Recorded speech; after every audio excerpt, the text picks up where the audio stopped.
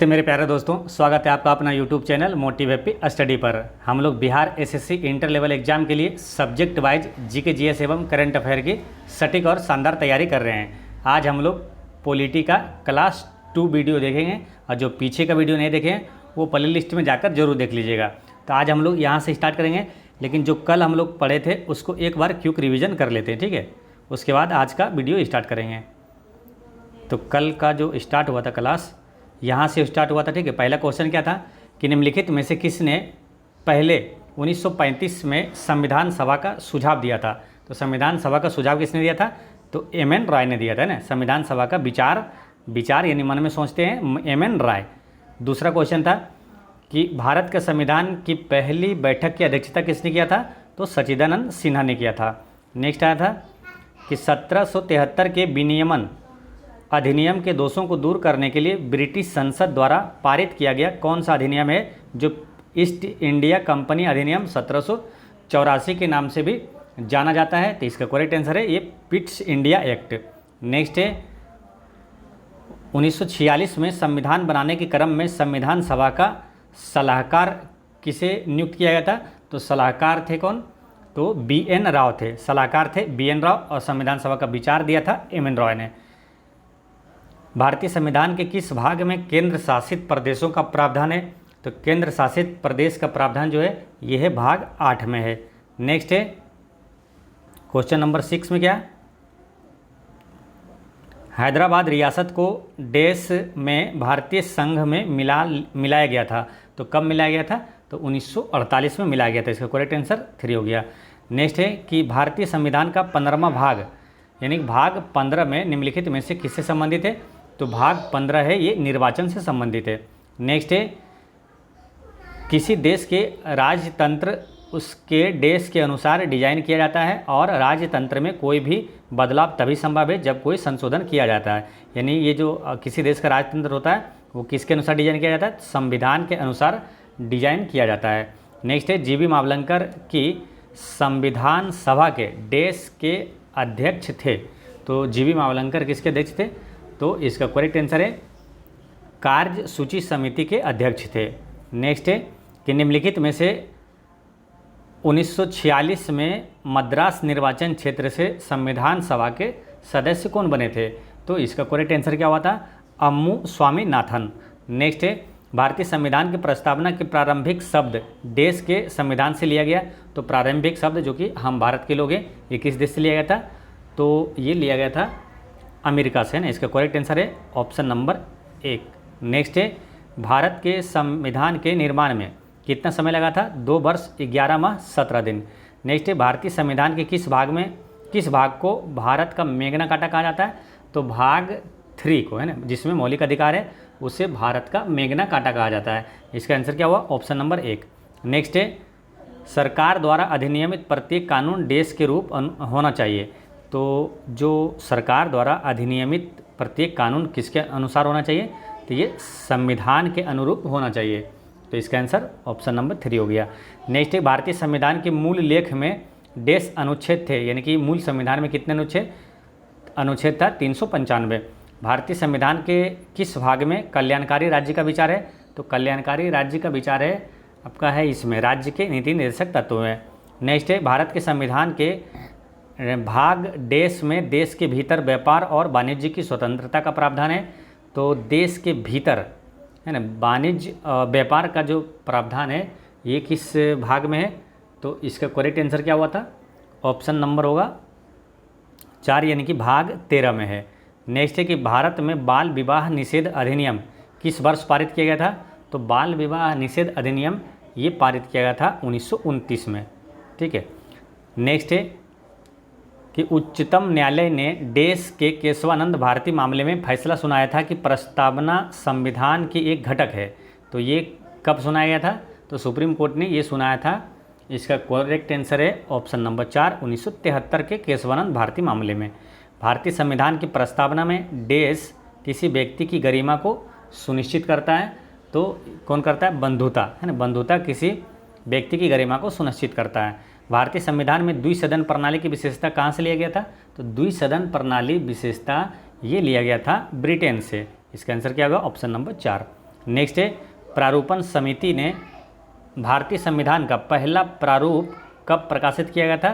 तो फरवरी 1948 में ये प्रकाशित किया था। नेक्स्ट है कि भारतीय संविधान का राजनीतिक भाग मुख्यतः किस संविधान से लिया गया था? तो राजनीतिक भाग जो है मुख्यतः, राजनीतिक भाग का मुख्यतः ये ब्रिटेन के संविधान से लिया गया ना। इसका करेक्ट आंसर ऑप्शन नंबर 1 हो जाएगा।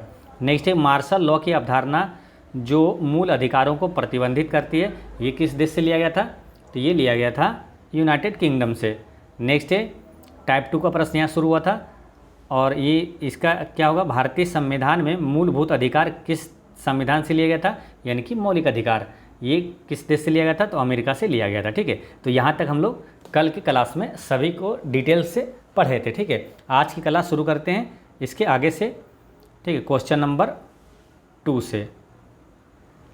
ठीक है, तो यहाँ से आज का क्लास शुरू करते हैं। ठीक है, तो इसमें पहला क्वेश्चन है कि निम्नलिखित में से कौन सा एक मौलिक कर्तव्य नहीं है? तो मौलिक कर्तव्य कौन नहीं है ये बताना आपको। ठीक है, 4 ऑप्शन दिया हुआ है, इसमें से अब बताइए कि कौन सा मौलिक कर्तव्य नहीं है। तो देखिए, संविधान का पालन और राष्ट्रीय ध्वज का सम्मान करना ये मौलिक कर्तव्य है। एकता और भाईचारे को बढ़ावा देना ये भी मौलिक कर्तव्य है। प्रभुत्व की रक्षा और उसे बनाए रखना ये भी मौलिक कर्तव्य है। सैन्य और शिक्षा के अतिरिक्त सभी उपाधियों का उन्मूलन ये मौलिक कर्तव्य में ये सब चीज़ का जिक्र नहीं है। ठीक है, यानी ऑप्शन नंबर 4 इसका करेक्ट आंसर हो जाएगा। ठीक है, यानी मौलिक कर्तव्य ये नहीं है। यानी इस टाइप के प्रश्न पूछा जाता है तो आपको ये भी जानना जरूरी है कि मौलिक कर्तव्य कौन कौन है, तभी इसका आंसर बता सकते हैं आप। अगर मान के चलिए इसमें ऑप्शन में कुछ चेंज करेगा तो आप इसका आंसर कैसे लगाइए?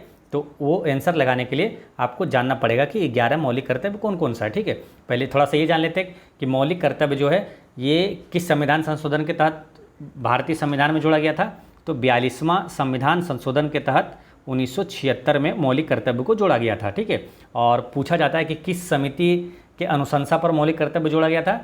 तो स्वर्ण सिंह समिति के अनुशंसा पर मौलिक कर्तव्य को जोड़ा गया था। और मौलिक कर्तव्य किस देश से लिया गया है? तो मौलिक कर्तव्य लिया गया है रूस के संविधान से ना। रूस के संविधान से मौलिक कर्तव्य लिया गया।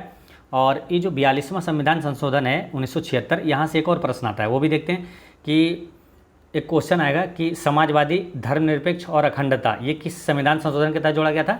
तो 42वां संविधान संशोधन के तहत 1976 में ही समाजवादी, धर्मनिरपेक्ष और अखंडता शब्द को जोड़ा गया था, जो कि फ्रांस से लिया गया था। ठीक है, तो ये चीज़ें ध्यान रखना है।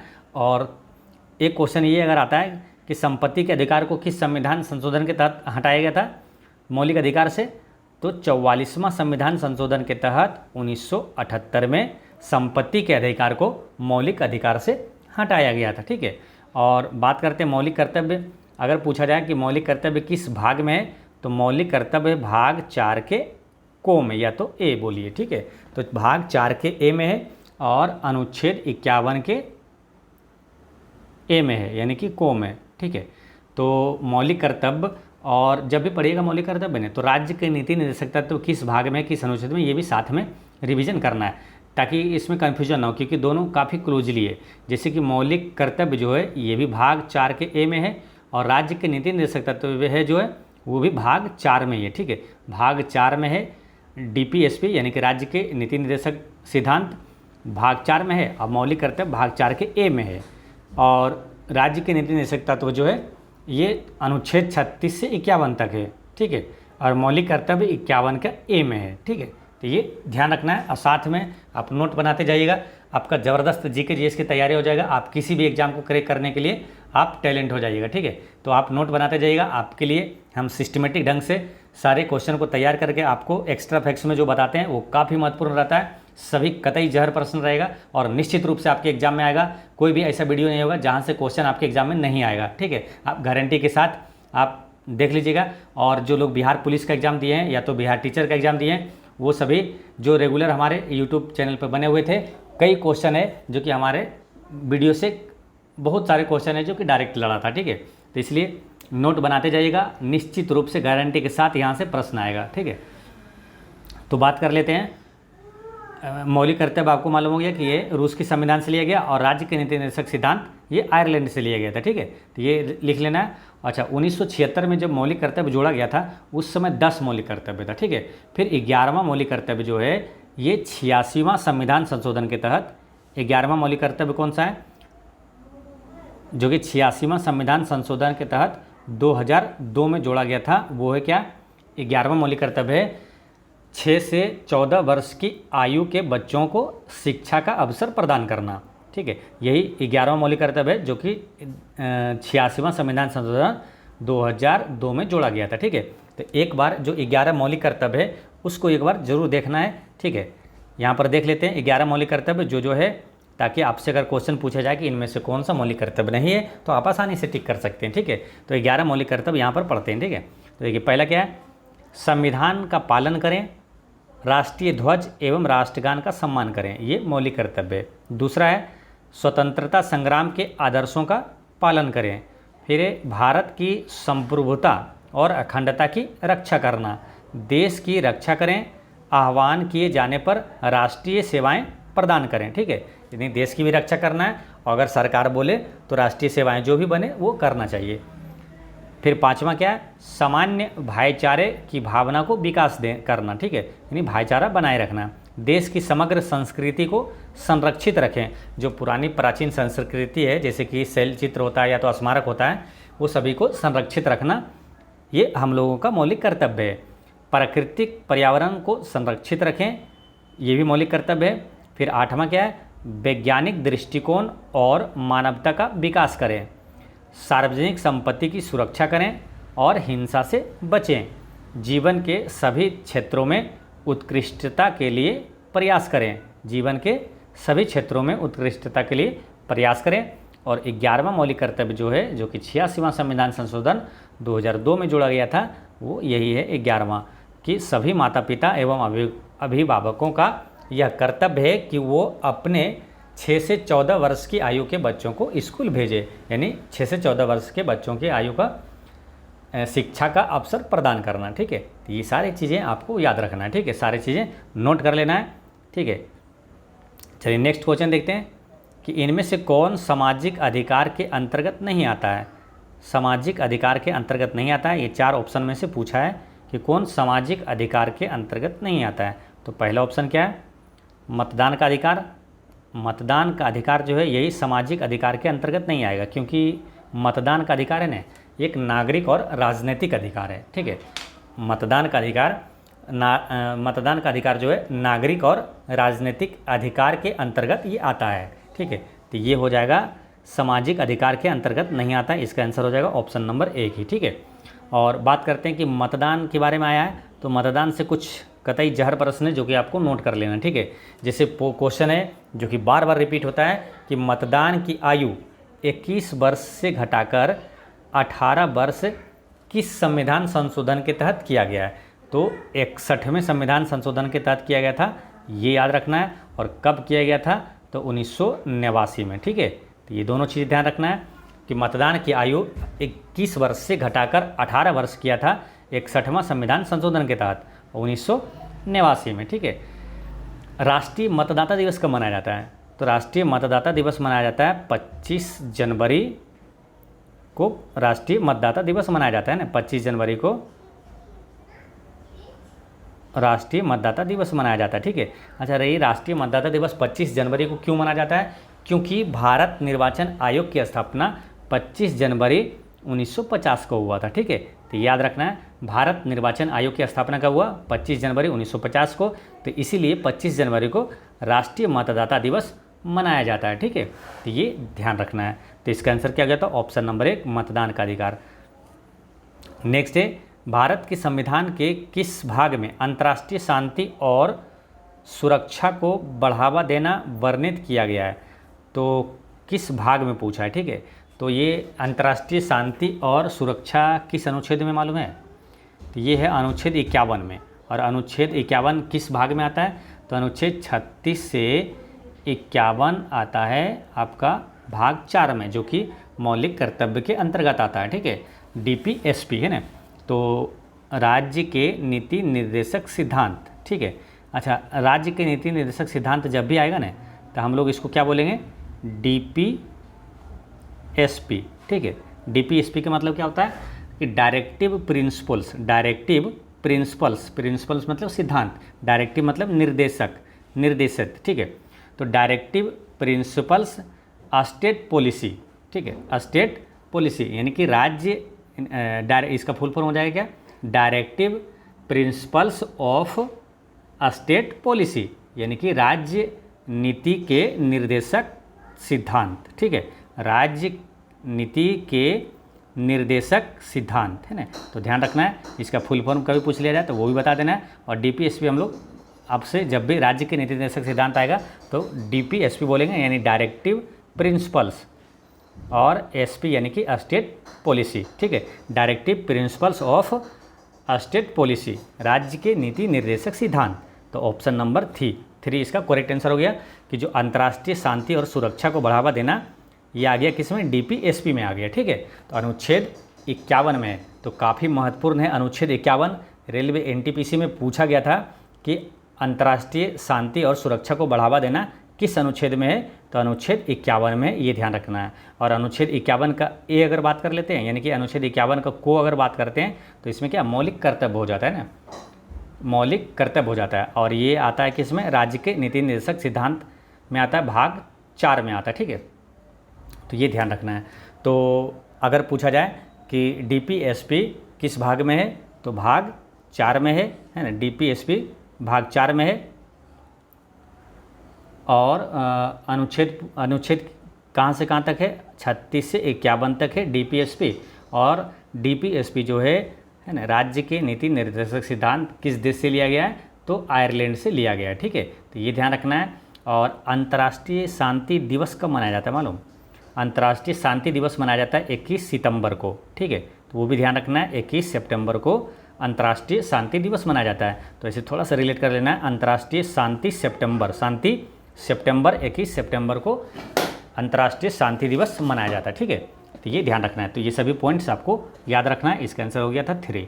नेक्स्ट है, भारतीय संविधान के अनुसार निम्नलिखित में न्यायालय में कौन परिवर्तनीय है। तो इसमें से भारतीय संविधान के अनुसार इसमें से कौन न्यायालय में परिवर्तनीय है। ठीक है, तो न्यायालय में परिवर्तनीय, देखिए नीति निर्देशक सिद्धांत ये न्यायालय में परिवर्तन नहीं है, प्रस्तावना भी नहीं है, मूल कर्तव्य भी न्यायालय में परिवर्तनीय नहीं है, लेकिन मूल अधिकार जो है ये न्यायालय में परिवर्तनीय है। तो इसका आंसर क्या हो गया, ऑप्शन नंबर 4 हो गया। ये मूल अधिकार जो है न्यायालय में परिवर्तनीय है। ठीक है, ये ध्यान रखना है। मूल अधिकार किस भाग में, तो भाग 3 में है। और अनुच्छेद 12 से 35 तक है मूल अधिकार। और मूल अधिकार किस देश से लिया गया है, तो अमेरिका से लिया गया है ना, तो ये ध्यान रखना है, USA से मूल अधिकार लिया गया है। ठीक है, तो ये सारी चीज़ें ध्यान रखना है। अच्छा, मूल अधिकारों को न्यायालय द्वारा लागू कराया जा सकता है। ठीक है, तो यही चीज़ है, मूल अधिकारों को न्यायालय द्वारा लागू कराया जा सकता है, यानी कि न्यायालय में ये परिवर्तनीय है। ठीक है, अच्छा एक चीज़ ये पूछा जाता है यहाँ से कि सुप्रीम कोर्ट जो है ये किस अनुच्छेद के तहत रिट जारी करता है, तो सुप्रीम कोर्ट अनुच्छेद 32 के तहत रिट जारी करता है। ठीक है, और जो हाई कोर्ट है वो किस अनुच्छेद के तहत रिट जारी करता है, तो हाई कोर्ट जो है वो 226 के तहत, अनुच्छेद 226 के तहत रिट जारी करता है। और रिट जो है ये कितना है, 5 है। ठीक है, तो इसी के संदर्भ में जो है ना न्यायालय में परिवर्तनीय है मूल अधिकार, इसी के संदर्भ में सुप्रीम कोर्ट अनुच्छेद 32 के तहत और हाई कोर्ट अनुच्छेद 226 के तहत रिट जारी कर सकता है। ठीक है, तो ये सारी चीज़ें याद रखना है। ठीक है, यहाँ पर क्या है, DPSP किस देश से लिया गया, तो ये आयरलैंड से लिया गया। ठीक है, ये ध्यान रखना है। और प्रस्तावना का विचार अमेरिका से लिया गया, प्रस्तावना की भाषा ऑस्ट्रेलिया से लिया गया, मूल कर्तव्य कहाँ से लिया गया, तो रूस से लिया गया। ठीक है, और मूल अधिकार हो गया अमेरिका से लिया गया। ठीक है, तो ये सारी चीज़ें याद रखना है। बाकी देखिए हमेशा आपको रिवीजन करते रहना, जब भी क्वेश्चन आए कोई भी तो उससे रिलेटेड जो भी प्रश्न है आपको रिवीजन करते रहना है। उससे क्या होगा, आपका कन्फ्यूजन दूर होगा और कन्फर्म होगा और आप एग्ज़ाम में कॉन्फिडेंस आपका लेवल हाई रहेगा और आसानी से आप आंसर टिक करिएगा और अच्छा लगेगा कि हाँ कन्फर्म यही आंसर होगा, ठीक है। और जैसे डीपीएसपी आ गया तो तुरंत दिमाग में रिवीजन कर लेना है। डीपीएसपी जो है भाग 4 में है और भाग 4 में अनुच्छेद 36 से 51 हो गया और मूल कर्तव्य जो है, मूल कर्तव्य भाग 4 के को में है ना, भाग 4 के को में हो जाता है मूल कर्तव्य, ठीक है, भाग 4 के को में, और अनुच्छेद 51 के को में हो जाता है मूल कर्तव्य। भाग 4 में सिंपल डीपीएसपी और अनुच्छेद 36 से 51 हो गया डीपीएसपी, ठीक है। तो ये दोनों थोड़ा सा क्लियर रहेगा, इसलिए साथ में रिवीजन करना है। और मूल अधिकार है भाग 3 में और अनुच्छेद 12 से 35 तक है, ठीक है। चलिए नेक्स्ट क्वेश्चन देखते हैं कि देश सरकार में हर वयस्क नागरिक का एक मत होना चाहिए तथा हर मत का एक समान मूल्य होना चाहिए। तो किस सरकार में है ना, ऑप्शन के अनुसार बताना है आपको कि किस सरकार में हर वयस्क नागरिक का एक मत होना चाहिए और हर मत का एक समान मूल्य होना चाहिए।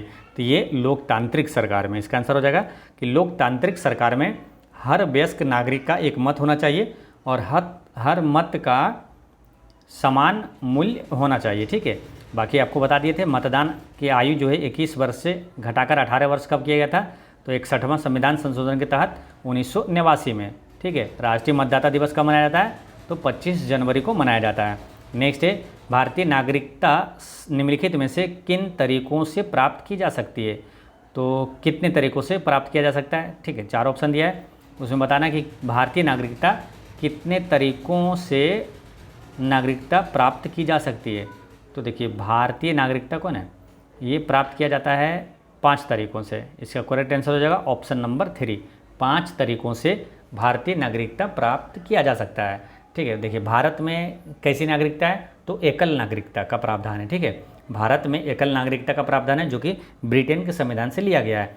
अच्छा, भारतीय नागरिकता अधिनियम 1955 के अनुसार, भारतीय नागरिकता अधिनियम कब पारित हुआ था, 1955 में। तो भारतीय नागरिकता अधिनियम 1955 के अनुसार 5 तरीकों से नागरिकता प्राप्त की जा सकती है। और 5 तरीका है कौन कौन सा, तो पहला है जन्म से, है ना, जन्म से वो तरीका है कि जैसे आपका जन्म भारत में हुआ तो आप भारतीय नागरिकता आपको मिल गई है, ठीक है। तो एक पहला है जन्म से, दूसरा है वंश परंपरा द्वारा, तीसरा है देशीयकरण द्वारा, है ना, देशीयकरण द्वारा, चौथा है पंजीकरण द्वारा और 5वां है भूमि विस्तार द्वारा, ठीक है। एक बार फिर समझिए, पहला जन्म से, दूसरा वंश परंपरा द्वारा, तीसरा है देशीयकरण द्वारा, चौथा पंजीकरण द्वारा और 5वां है भूमि विस्तार द्वारा भारत की नागरिकता प्राप्त की जा सकती है, ठीक है।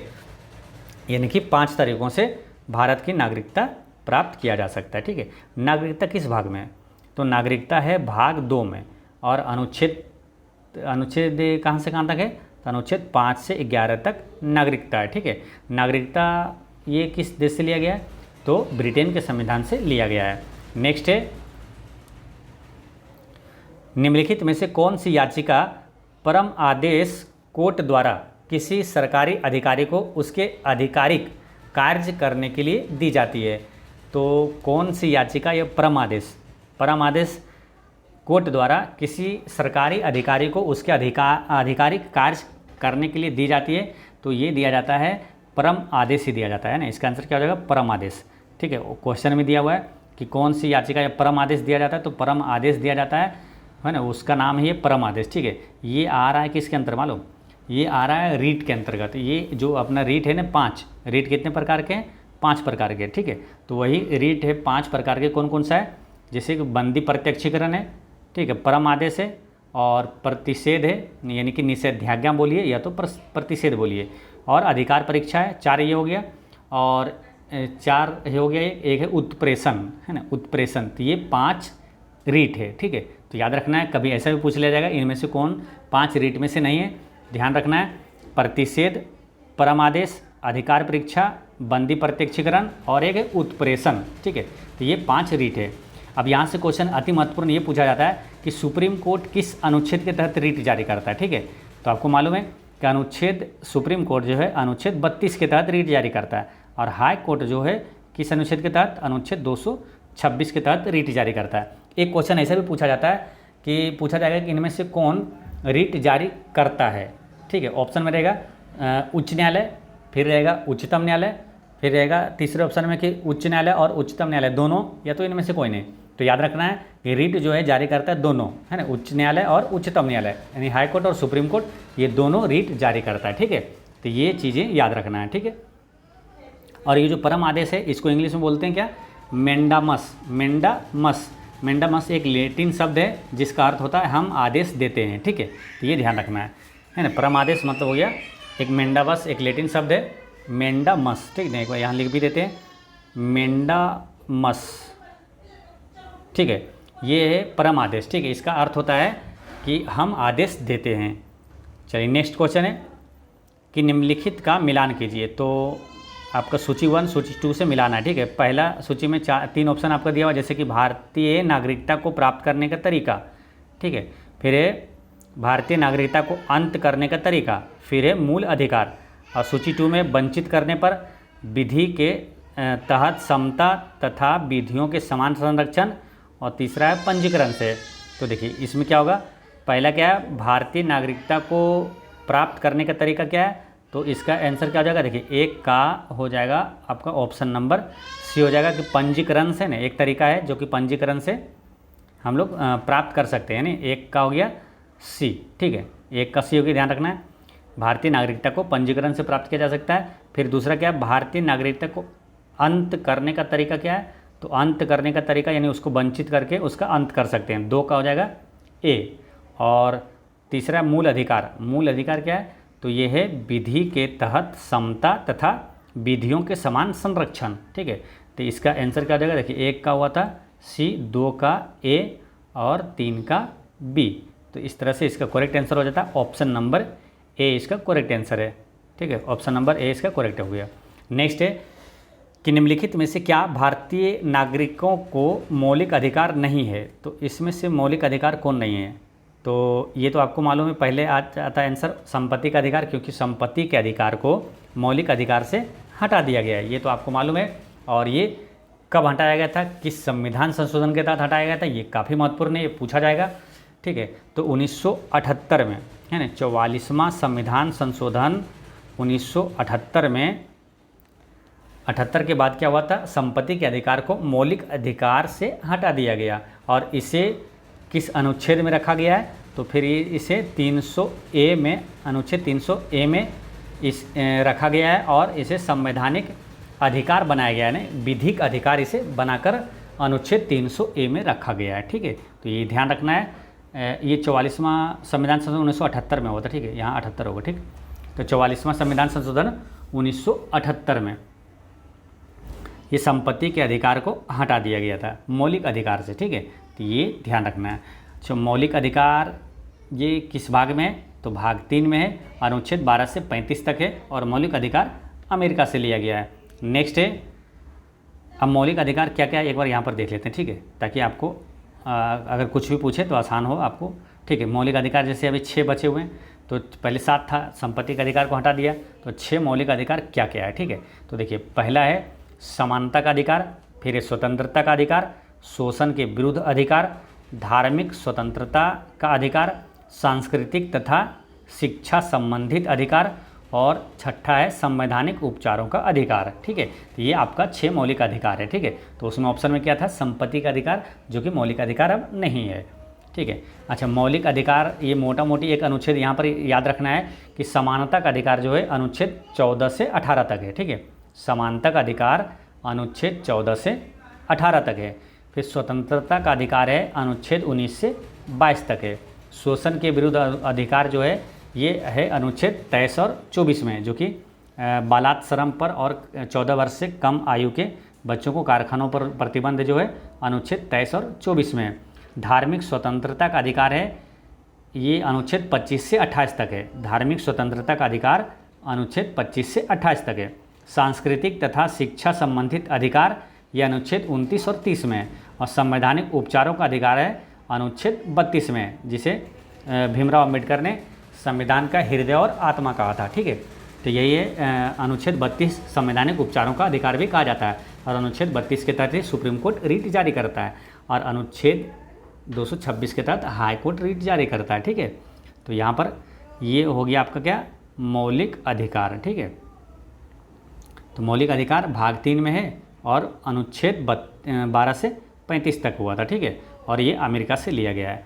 चलिए नेक्स्ट है कि परम आदेश याचिका यानी कि रीट ऑफ मैंडामस। तो मैंडामस का अर्थ क्या है? तो मैंडामस एक लैटिन भाषा है और उसका अर्थ क्या होता है? हम आदेश देते हैं, ठीक है। परम आदेश का मतलब होता है हम आदेश देते हैं।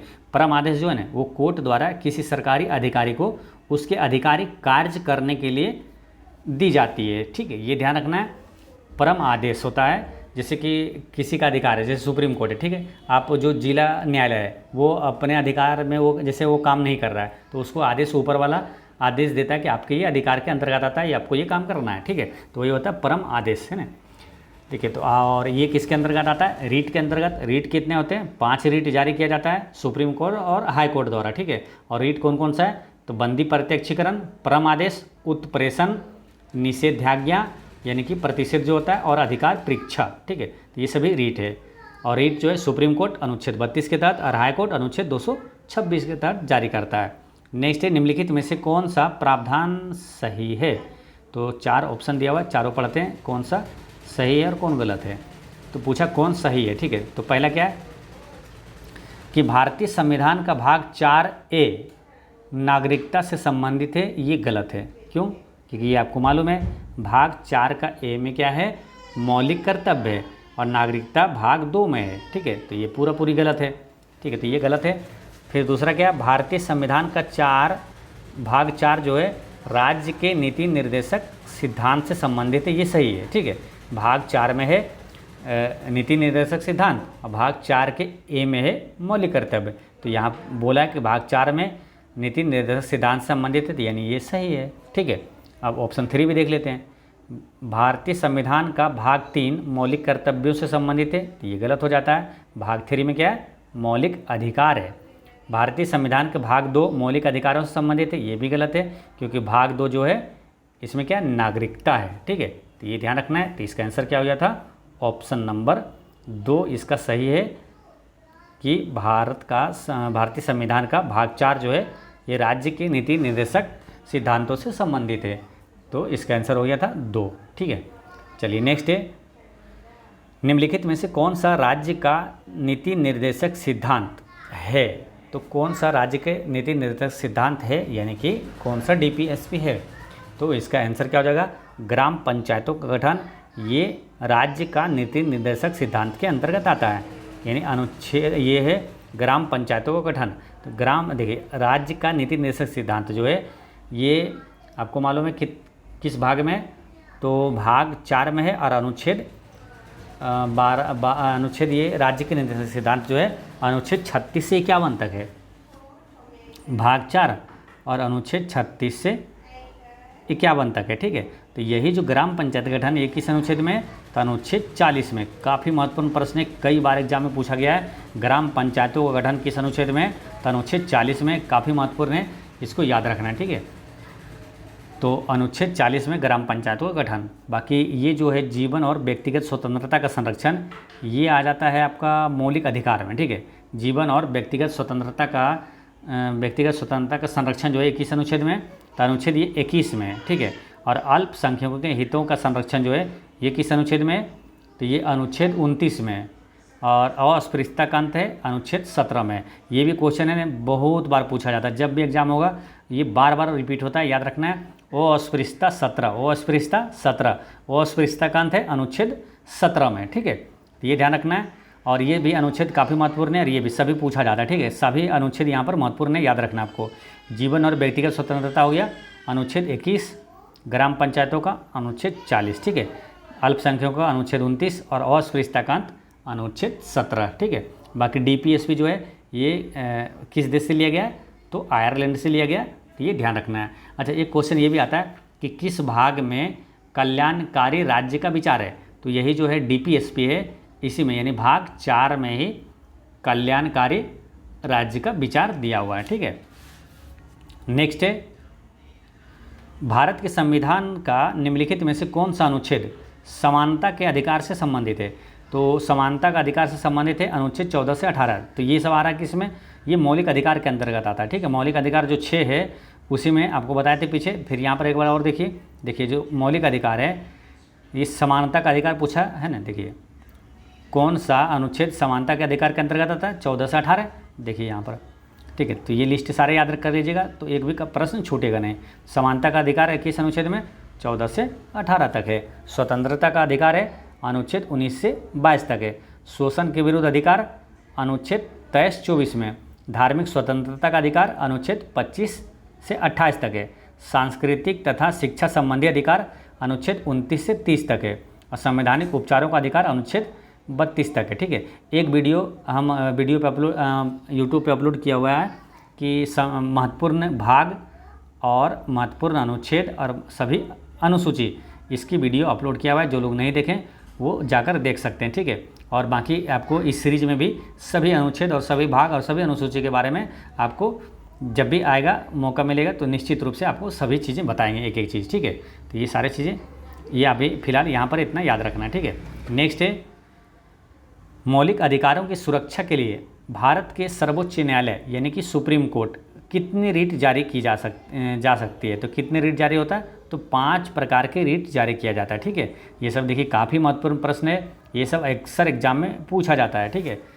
तो सुप्रीम कोर्ट हो या तो हाई कोर्ट हो, वो दोनों 5 रीट जारी करता है, ठीक है। तो दोनों रीट जारी करता है, सुप्रीम कोर्ट भी और हाई कोर्ट भी। सुप्रीम कोर्ट किस अनुच्छेद के तहत रीट जारी करता है, तो सुप्रीम कोर्ट करता है अनुच्छेद 32 के तहत, और हाई कोर्ट रीट जारी करता है अनुच्छेद 226 के तहत, ठीक है। तो ये ध्यान रखना है। और यहाँ पर क्या ध्यान रखना है, रीट के बारे में आपको बताई दिए थे ना, 5 रीट है, ठीक है। वो एक बार फिर देख लीजिए 5 रीट कौन कौन सा है। बंदी प्रत्यक्षीकरण, परम आदेश, उत्प्रेषण, निषेधाज्ञा और अधिकार परीक्षा, ठीक है। ये 5 रीट है ना। 5 रीट है, बंदी प्रत्यक्षीकरण, परम आदेश और उत्प्रेषण, निषेधाज्ञा यानी प्रतिषेध भी बोल सकते हैं इसको, और अधिकार परीक्षा। नेक्स्ट है निम्नलिखित में से कौन सा एक मौलिक कर्तव्य नहीं है। तो मौलिक कर्तव्य नहीं है, तो आपको 11 मौलिक कर्तव्य जो है उसको 1-2 बार देख लीजिएगा, आपको आइडिया लग जाएगा कौन मौलिक कर्तव्य नहीं है। और आप मोटे आप दिमाग से भी है ना मार सकते हैं, टिक कर सकते हैं आंसर कि कौन सा नहीं है, ठीक है। तो यहाँ पर देखते हैं ऑप्शन कि मौलिक कर्तव्य कौन सा नहीं है। प्राकृतिक पर्यावरण की रक्षा करना, ये है मौलिक कर्तव्य है ये। संविधान का पालन करना, ये भी मौलिक कर्तव्य के अंतर्गत आ जाएगा। चुनाव के दौरान मतदान करना, ये नहीं आएगा, है ना, ये अलग है। ये क्या एक राजनीतिक अधिकार है ये, ठीक है। तो ये अलग है, तो इसका आंसर हो जाता है ऑप्शन नंबर 3 हो जाएगा। बाकी भारत की एकता और अखंडता को बनाए रखना और उसकी रक्षा करना, ये भी मौलिक कर्तव्य के अंतर्गत आता है, ठीक है। तो ये ध्यान रखना है। मौलिक कर्तव्य किस भाग में, तो भाग 4 का ए में है और अनुच्छेद 51 के ए में है। और कहाँ से लिया गया, तो रूस के संविधान से लिया गया। मौलिक कर्तव्य को कब जोड़ा गया था, तो 42वां संविधान संशोधन 1976 में जोड़ा गया था स्वर्ण सिंह समिति की सिफारिश पर। नेक्स्ट है मौलिक कर्तव्य, एक बार फिर देखिए ताकि आपको आसानी से याद हो जाए, ठीक है। मौलिक कर्तव्य 11 कौन कौन सा है, तो देखिए पहला है संविधान का पालन करें और राष्ट्रीय ध्वज एवं राष्ट्रगान का सम्मान करें। स्वतंत्रता संग्राम के आदर्शों का पालन करें। भारत की संप्रभुता और अखंडता की रक्षा करना। देश की रक्षा करें। आह्वान किए जाने पर राष्ट्रीय सेवाएं प्रदान करें। सामान्य भाईचारे की भावना का विकास करना। देश की समग्र संस्कृति को संरक्षित रखें। और 7वां क्या है, प्राकृतिक पर्यावरण को संरक्षित रखें। वैज्ञानिक दृष्टिकोण और मानवता का विकास करें। सार्वजनिक संपत्ति की सुरक्षा करें और हिंसा से बचें। और जीवन के सभी क्षेत्रों में उत्कृष्टता के लिए प्रयास करें। और 11वां मौलिक कर्तव्य जो कि बाद में जोड़ा गया था 86वां संविधान संशोधन के तहत 2002 में। तो ये 11वां क्या है, सभी माता पिता अभिभावकों का यह कर्तव्य है कि वो 6 से 14 वर्ष तक के बच्चों को स्कूल भेजे, ठीक है। तो ये सारी चीज़ें आपको ध्यान रखना है, ठीक है। नेक्स्ट है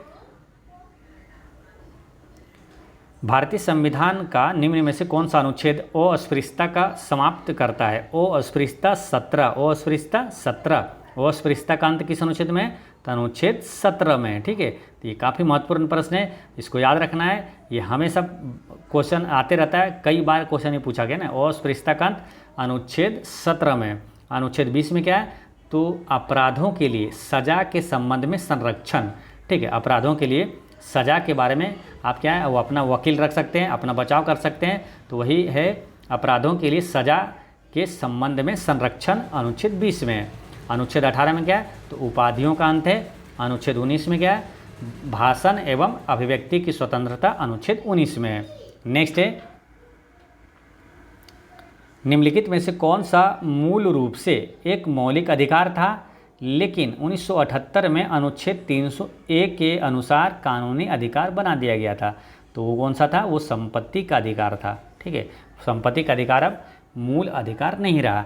बाकी जैसे शोषण के खिलाफ अधिकार ये मूल अधिकार है, शिक्षा का अधिकार भी मूल अधिकार है, धर्म की स्वतंत्रता का अधिकार भी मूल अधिकार है। ठीक है, लेकिन संपत्ति का अधिकार जो है ये कब 44वां संविधान संशोधन के तहत, ठीक है याद रखना है, ये संविधान केम्मा पूछता है, केम्मा संविधान संशोधन के तहत, तो 44वां संविधान संशोधन के तहत 1978 में संपत्ति के अधिकार को मौलिक अधिकार से हटा दिया गया है। ठीक है, तो ये ध्यान रखना है। और एक चीज़ याद रखना क्या, जब भी ये बात आ जाए तो साथ में ये भी आपको रिवीजन कर लेना। 42वां संविधान संशोधन के तहत क्या हुआ था? तो मौलिक कर्तव्य को जोड़ा गया था। 42वां संविधान संशोधन 1976 के तहत मौलिक कर्तव्य को जोड़ा गया था, और 3 शब्द जो कि समाजवादी, धर्मनिरपेक्ष और अखंडता शब्द को भी 42वां संविधान संशोधन के तहत 1976 में जोड़ा गया था। नेक्स्ट है, भारत में धर्म के अधिकार के बारे में निम्नलिखित में से कौन सा सही नहीं है? तो धर्म के अधिकार के बारे में कौन सा सही नहीं है? तो देखिए, पहला क्या है कि व्यक्ति किसी भी धर्म को चुन सकता है और किसी भी धर्म का पालन न करने का विकल्प चुन सकता है। तो ये सही है। ठीक है, अपने दिमाग से भी आप सोच सकते हैं ये सही है। ठीक है, व्यक्ति किसी भी धर्म को चुन सकता है और किसी भी धर्म का पालन न करने का विकल्प भी चुन सकता है। ठीक है, ये धर्म के अधिकार के बारे में है।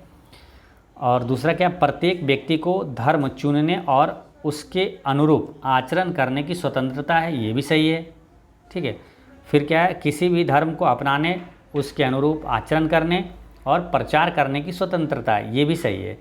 चौथा क्या, जबरन धर्म परिवर्तन की स्वतंत्रता, ये गलत है। जबरन धर्म परिवर्तन नहीं करा सकते हैं। तो कुछ ऐसे क्वेश्चन है, देखिए ये क्वेश्चन क्या है, आप ऑप्शन देख के भी आंसर है ना छांट सकते हैं, इसका आंसर डी हो जाएगा। ठीक है, तो कुछ ऐसे भी प्रश्न रहते हैं जो कि आपका अपने दिमाग से सोच के उसका आंसर लगा सकते हैं। ठीक है, तो यहाँ जबरन धर्म परिवर्तन की स्वतंत्रता ये धार्मिक स्वतंत्रता के अंतर्गत नहीं आता है। ठीक है, ये गलत है। तो आंसर क्या हो जाएगा? ऑप्शन नंबर 4 हो जाएगा। ठीक है, अच्छा, मौलिक कर्तव्य ये रूस के संविधान से लिया गया। ठीक है, ये ध्यान है आपको। फिर अगला है कि मौलिक कर्तव्य के बारे में यहाँ पर देखिए एक चीज़ ध्यान रखना है आपको, ये कि धार्मिक स्वतंत्रता का अधिकार जो है ये पीछे बताए थे क्या, अनुच्छेद 25 से 28 तक है। ठीक है, और अनुच्छेद 25 के 1 में कहा गया है कि न केवल भारतीय नागरिक बल्कि सभी व्यक्ति अंतःकरण की स्वतंत्रता से और स्वतंत्र रूप से धर्म को मानने का अभ्यास करने और प्रचार करने के समान रूप से हकदार हैं। ठीक है, तो ये ध्यान रखना है, धार्मिक स्वतंत्रता का अधिकार अनुच्छेद 25 से 28 तक है। नेक्स्ट है कि मौलिक कर्तव्य के बारे में निम्नलिखित में से कौन सा कथन सही नहीं है?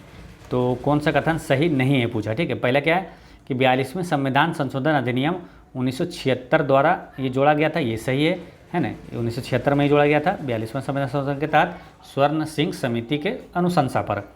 दूसरा है कि ये प्रकृति में गैर न्यायिक है, तो ये भी सही है। ठीक है, और फिर क्या, इनका उल्लेख संविधान के अनुच्छेद 51 के ए के अंतर्गत किया गया है, ये भी सही है। और संविधान में इनका समावेश अमेरिका संविधान से प्रेरित है, तो अमेरिका से लिया गया, ये गलत है। ठीक है, अमेरिकी संविधान से नहीं है। मौलिक कर्तव्य कहाँ से, तो रूस के संविधान से ये प्रेरित है, रूस के संविधान से लिया गया है। नेक्स्ट है, निम्नलिखित में से किस अनुच्छेद में यह उल्लेख किया गया है कि नीति निर्देशक सिद्धांत यानी कि DPSP न्यायालय द्वारा परिवर्तनीय नहीं है? तो न्यायालय द्वारा परिवर्तनीय नहीं है, ये कहा गया है अनुच्छेद 37 में। इसका आंसर हो जाएगा ऑप्शन नंबर 1, अनुच्छेद 37 में जो है ये कहा गया है कि जो DPSP है वो न्यायालय द्वारा परिवर्तनीय नहीं है। ठीक है, तो ये ध्यान रखना है। देखिए, अनुच्छेद 37 के अनुसार भाग 4 में शामिल प्रावधान किसी भी अदालत द्वारा लागू करने योग्य नहीं होगा। ठीक है, यहाँ पर है अनुच्छेद 40 जो कि काफ़ी महत्वपूर्ण प्रश्न है। अनुच्छेद 40 ग्राम पंचायतों का गठन किस अनुच्छेद में, तो अनुच्छेद 40 में। ठीक है, कुछ महत्वपूर्ण अनुच्छेद यहाँ पर आपको नोट कर लेना है जो कि एग्जाम में निश्चित रूप से पूछा जाता है। ठीक है, तो ग्राम पंचायत का गठन है अनुच्छेद 40 में। और एक पूछेगा प्रसूति हित लाभ, यानी कि प्रसूति हित लाभ यानी कि महिलाओं को जो काम के दौरान उसको रेस्ट मिलता है, तो वो है प्रसूति हित लाभ जो है ये अनुच्छेद 42 में है। समान नागरिक संहिता किस अनुच्छेद में, तो अनुच्छेद 44 में। ठीक है, इसको ऐसे भी याद रख लेना, थोड़ा सा रिलेट कर लेना कि समान नागरिक यानी कि समान अंक वाला, 4 और 4 समान अंक वाला ना, 4 तो समान नागरिक संहिता किस अनुच्छेद में, अनुच्छेद 44 में, समान अंक वाला। ठीक है, समान नागरिक संहिता जो कि अभी कहाँ लागू है, तो एकमात्र राज्य है गोवा में लागू है। नेक्स्ट है कि मौलिक कर्तव्य देश पर लागू होते हैं। तो मौलिक कर्तव्य क्या है, हम लोगों का मौलिक कर्तव्य होता है ना, मौलिक कर्तव्य हम लोगों का कार्य होता है। ठीक है, यानी कि ये नागरिकों पर ये लागू होता है। इसका आंसर हो जाएगा ऑप्शन नंबर 4 हो जाएगा, ये नागरिकों पर लागू होता है। ठीक है, मौलिक कर्तव्य भाग 4 के को में है और अनुच्छेद 51 के को में रूस से लिया गया है। और वर्तमान में 11 मौलिक कर्तव्य है। ठीक है, शुरुआत में 10 था। ठीक है, बाद में जो कि 11वां मौलिक कर्तव्य 86वां संविधान संशोधन के तहत 2002 में जोड़ा गया था। मौलिक कर्तव्य जो है 42वां संविधान संशोधन के तहत 1976 में जोड़ा गया था, स्वर्ण सिंह समिति की अनुशंसा पर। नेक्स्ट है बच्चों की शिक्षा से संबंधित अंतिम उपधारा के 2002 में मौलिक कर्तव्यों के एक भाग के रूप में जोड़ी गई थी। इस संशोधन को संविधान में देश के तहत शामिल किया गया था।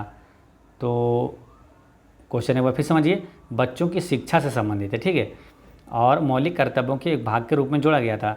तो ये इस संशोधन को संविधान में देश के तहत यानी अनुच्छेद ऑप्शन में दिया हुआ है, तो किस अनुच्छेद के तहत जोड़ा गया था, तो शिक्षा का अधिकार जो है ये अनुच्छेद 21 के ए में है। तो इसका आंसर हो जाएगा ऑप्शन नंबर 2 अनुच्छेद 21 के ए। ठीक है, देखिए 11वां मौलिक कर्तव्य क्या यही है, 11वां मौलिक कर्तव्य के रूप में ये जोड़ा गया था। और 86वां संविधान संशोधन 2002 में, जिसमें 6 से 14 वर्ष तक के बच्चों को शिक्षा का अवसर प्रदान करना है। ठीक है, शिक्षा के अधिकार को मौलिक अधिकार बनाने के लिए भारत के संविधान में एक नया अनुच्छेद 21 के ए जोड़ा गया था। ठीक है, 21 का ए बोलिए या तो 21 का को बोलिए। ठीक है, और इसमें 6 से 14 वर्ष तक के बच्चों को मुफ्त और अनिवार्य शिक्षा का प्रावधान है। ठीक है, तो आपको अनुच्छेद याद रखना है, विशेष करके अगर क्वेश्चन ऐसे डायरेक्ट पूछा जाएगा कि मुफ्त और अनिवार्य शिक्षा का प्रावधान किस अनुच्छेद में, तो अनुच्छेद 21 के ए में है। अच्छा, शिक्षा का अधिकार अधिनियम ये कब लागू हुआ, तो शिक्षा का अधिकार अधिनियम है 2009, लेकिन ये लागू हुआ था 1 अप्रैल 2010 को। ठीक है, शिक्षा का अधिकार अधिनियम 1 अप्रैल 2010 को लागू हुआ था। जब सूचना का अधिकार कब लागू हुआ, तो सूचना का अधिकार हुआ था 2005 में ये लागू हुआ था। ठीक है, नेक्स्ट है स्वतंत्रता के अधिकारों में सबसे प्रमुख अधिकार कौन सा है, तो स्वतंत्रता के अधिकारों में सबसे प्रमुख अधिकार जो है वो है जीवन और व्यक्तिगत स्वतंत्रता का अधिकार। जीवन और व्यक्तिगत स्वतंत्रता का अधिकार ये किस अनुच्छेद में, तो अनुच्छेद 21 में है। ठीक है, देखिए जीवन और व्यक्तिगत स्वतंत्रता का अधिकार अनुच्छेद 21 में है, लेकिन अनुच्छेद 21 के को में क्या है, वो है शिक्षा का अधिकार है ना, जो कि 6 से 14 वर्ष तक के बच्चों को अनिवार्य शिक्षा का प्रावधान है। ठीक है, तो ये ध्यान रखना है। और बाकी चीज़ें तो आपको मालूम ही है ना, मौलिक अधिकार जो है भाग 3 में अनुच्छेद 12 से 35 तक है और अमेरिका से लिया गया है। नेक्स्ट है भारत देश एकता और अखंडता को बनाए रखना और उसकी रक्षा करना प्रत्येक नागरिक का कर्तव्य है। तो इसका आंसर क्या होगा, संप्रभुता। ठीक है, भारत की संप्रभुता एकता और अखंडता को बनाए रखना और उसकी रक्षा करना प्रत्येक नागरिक का कर्तव्य है। ठीक है, तो ये है जो कि भाग 4 के को में अनुच्छेद 51 के को में ये कहा गया है कि भारत की संप्रभुता एकता और अखंडता को बनाए रखना और उसकी रक्षा करना प्रत्येक नागरिक का कर्तव्य है ना, प्रत्येक नागरिक का मौलिक कर्तव्य है ये। ठीक है, ये आता है सब किसमें, मौलिक कर्तव्य के अंतर्गत आता है ये। ठीक है, और ये अनुच्छेद 51 के को में है मौलिक कर्तव्य और भाग 4 के को में है, जो कि ये कहाँ से लिया गया मौलिक कर्तव्य, तो रूस के संविधान से लिया गया। ठीक है, तो ये सारी चीज़ें ध्यान रखना है। नेक्स्ट है माता पिता या अभिभावक का मौलिक कर्तव्य है कि वह अपने 6 वर्ष से अब जैसे यहीं आया, जैसे आए 6 वर्ष से, तो आपको याद होगा 6 जो शिक्षा का अवसर प्रदान करना कब से कब तक है, 6 से 14 वर्ष तक का है। आंसर क्या हो जाएगा, ऑप्शन नंबर 2। ठीक है, माता या पिता अभिभावक का मौलिक कर्तव्य है कि 6 वर्ष से 14 वर्ष के बच्चों या अपने आश्रित जैसा भी मामला हो को शिक्षा का अवसर प्रदान करेगा। ठीक है, तो ये ध्यान रखना है।